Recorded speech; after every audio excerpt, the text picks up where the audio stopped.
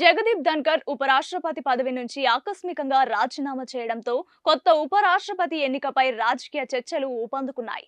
ఈ నేపథ్యంలో భారతీయ జనతా పార్టీ తమ పార్టీ నుంచే అభ్యర్థిని నిలిపేందుకు సిద్ధమవుతోంది. బీజేపీ తమ నిర్ణయాన్ని ఎన్డీఏ భాగస్వామ్య పక్షాలకు ఇప్పటికే తెలియజేసినట్లు సమాచారం. ఈ పరిణామంతో జేడీయూ అధినేత నితీష్ కుమార్, కాంగ్రెస్ ఎంపీ శశి థరూర్ వంటి పార్టీయేతర నేతలకు ఉపరాష్ట్రపతి అవకాశం లేనట్లేనని బీజేపీ స్పష్టం చేసింది. రక్షణ శాఖ మంత్రి రాజ్నాథ్ సింగ్, బీజేపీ జాతీయ అధ్యక్షుడు జేపీ నడ్డా, కేంద్ర మంత్రి శివరాజ్ సింగ్ చౌహాన్ పేర్లు ఉపరాష్ట్రపతి రేసులో ప్రముఖంగా వినిపిస్తున్నాయి. పార్టీ సిద్ధాంతానికి కట్టుబడి ఉండే సీనియర్ నాయకుడిని ఉపరాష్ట్రపతి పదవి ఎంపిక చేయాలని బీజేపీ నిర్ణయించినట్లు సమాచారం. దీంతో బీహార్ ముఖ్యమంత్రి ఆర్జేడీ నేత నితీష్ కుమార్ ను ఉపరాష్ట్రపతిగా నిలిపే అవకాశం లేదని బీజేపీ స్పష్టం చేసింది. గతంలో నితీష్ కుమార్ పేరు తెరపైకి వచ్చినప్పటికీ బీజేపీ ఈ ప్రతిపాదనను తోసిపుచ్చింది. బీజేపీ ఎమ్మెల్యే హరిభూషణ్ ఠాకూర్, బీహార్ మంత్రి నీరజ్ కుమార్ సింగ్ వంటి నాయకులు నితీష్ ను ఉపరాష్ట్రపతిగా చూడాలని కోరుకున్నప్పటికీ పార్టీ అధిష్టానం ఈ ఆలోచనను కొట్టిపారేసింది. అలాగే కాంగ్రెస్ ఎంపీ శశి థరూర్ పేరు కూడా సోషల్ మీడియాలో చర్చనీయాంశమైంది. ఆపరేషన్ సింధూర్ లో భాగంగా థరూర్ మోదీ ప్రభుత్వంలో సన్నిహితంగా పనిచేయడం వల్ల ఆయన పేరు తెరపైకి వచ్చినప్పటికీ బీజేపీ ఈ అవకాశాన్ని తిరస్కరించింది. ఉపరాష్ట్రపతి రేసులో రాజ్నాథ్ సింగ్, జేపీ నడ్డా, శివరాజ్ సింగ్ చౌహాన్ పేర్లు ప్రముఖంగా వినిపిస్తున్నాయి. రాజ్నాథ్ సింగ్ గతంలో హోంమంత్రిగా, బీజేపీ అధ్యక్షుడిగా కీలక బాధ్యతలు నిర్వర్తించిన అనుభవజ్ఞుడు. 2022లో జరిగిన ఉపరాష్ట్రపతి ఎన్నికల సమయంలో కూడా ఆయన పేరు తెరపైకి వచ్చింది. జేపీ నడ్డా ప్రస్తుత బీజేపీ జాతీయ అధ్యక్షుడిగా ఉన్నారు. వీళ్ళిద్దరూ ప్రధానమంత్రి నరేంద్ర మోదీ, హోంమంత్రి అమిత్ షాతో సన్నిహిత సంబంధాలు కలిగి ఉన్నారు. ఈ ఇద్దరితో పాటు శివరాజ్ సింగ్ చౌహాన్ పేరు కూడా ప్రముఖంగా వినిపిస్తోంది. అయితే చౌహాన్ జాతీయ అధ్యక్షుడిగా నియమించే అవకాశం ఉందని సమాచారం. ప్రధానమంత్రి నరేంద్ర మోదీ జూలై 26న యూకే, మాల్దీవుల పర్యటన నుంచి తిరిగి వచ్చిన తర్వాత ఎన్డీఏ అభ్యర్థిపై మరింత స్పష్టత వచ్చే అవకాశం ఉంది. ప్రస్తుత వర్షాకాల సమావేశాల్లో ఉపరాష్ట్రపతి ఎన్నిక జరిగే అవకాశం లేదని, ఈ ఎన్నిక కోసం ప్రత్యేక సమావేశాలు నిర్వహించే యోచనలో ఎన్నికల సంఘం ఉన్నట్లు తెలుస్తోంది. రాజ్యాంగం ప్రకారం ఉపరాష్ట్రపతి ఎన్నిక 60 రోజుల్లోపే పూర్తి కావాల్సి ఉంటుంది. అంటే సెప్టెంబర్ 19 నాటికి కొత్త ఉపరాష్ట్రపతి ఎన్నికై ఉండాలి. మరి ఏం జరుగుతుందో చూడాలి.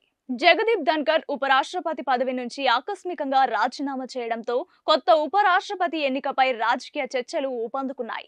ఈ నేపథ్యంలో భారతీయ జనతా పార్టీ తమ పార్టీ నుంచే అభ్యర్థిని నిలిపేందుకు సిద్ధమవుతోంది. బీజేపీ తమ నిర్ణయాన్ని ఎన్డీఏ భాగస్వామ్య పక్షాలకు ఇప్పటికే తెలియజేసినట్లు సమాచారం. ఈ పరిణామంతో జేడీయూ అధినేత నితీష్ కుమార్, కాంగ్రెస్ ఎంపీ శశి థరూర్ వంటి పార్టీయేతర నేతలకు ఉపరాష్ట్రపతి అవకాశం లేనట్లేనని బీజేపీ స్పష్టం చేసింది. రక్షణ శాఖ మంత్రి రాజ్నాథ్ సింగ్, బీజేపీ జాతీయ అధ్యక్షుడు జేపీ నడ్డా, కేంద్ర మంత్రి శివరాజ్ సింగ్ చౌహాన్ పేర్లు ఉపరాష్ట్రపతి రేసులో ప్రముఖంగా వినిపిస్తున్నాయి. పార్టీ సిద్ధాంతానికి కట్టుబడి ఉండే సీనియర్ నాయకుడిని ఉపరాష్ట్రపతి పదవి ఎంపిక చేయాలని బీజేపీ నిర్ణయించినట్లు సమాచారం.